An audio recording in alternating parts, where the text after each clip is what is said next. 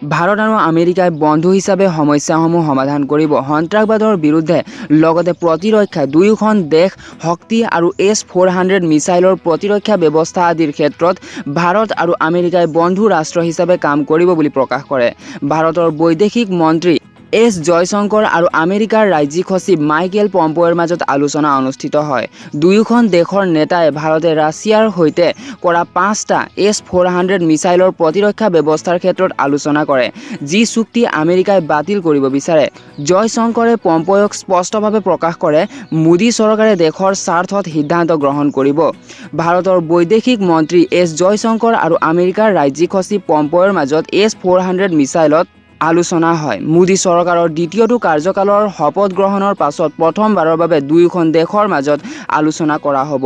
জাপানৰ আছাকাত অনুষ্ঠিত হ'বলগীয়া G20 সন্মিলনত ভাৰতৰ প্ৰধানমন্ত্ৰী নৰেন্দ্ৰ মোদী আৰু আমেৰিকাৰ ৰাষ্ট্ৰপতি ডোনাল্ড ট্ৰাম্পৰ মাজত বৈঠক অনুষ্ঠিত হোৱাৰ কথাও প্ৰকাশ কৰে।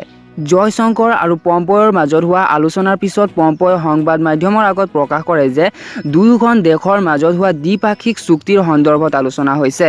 ইতিহাসৰ বিৱৰণ দি তেওঁ কয় যে দুয়োখন দেশে একেলগে কাম কৰিব, কেৱল দ্বিপাক্ষিক চুক্তিৰ বাবে নহয়, কিন্তু বন্ধু হিচাপে এখনে আনখন দেশক সহায় কৰিব।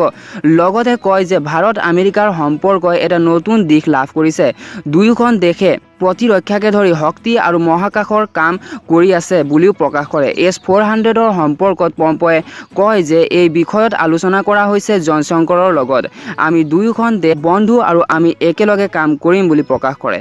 লগতে তেওঁ প্ৰকাশ কৰে যে দুয়োখন দেশৰ আলোচনাই বন্ধুত্ব অধিক শক্তিশালী কৰে আৰু আলোচনাৰ পাছত সুপ্ৰভাৱ পৰিব বুলি কয়, আৰু আমি একেলগে কাম কৰিম বুলি কয়। এই বন্ধুত্ব সম্পৰ্কত অৰ্থনৈতিক দিশৰ লগতে আন দিশসমূহতো যথেষ্ট সুযোগ আছে বুলি প্ৰকাশ কৰে। লগতে তেওঁ কয় যে যেতিয়া 1.7 বিলিয়ন লোকে একেলগে কাম কৰিব, তেতিয়া আমি ভাল কাম কৰিব পাৰিম বুলি প্ৰকাশ কৰে।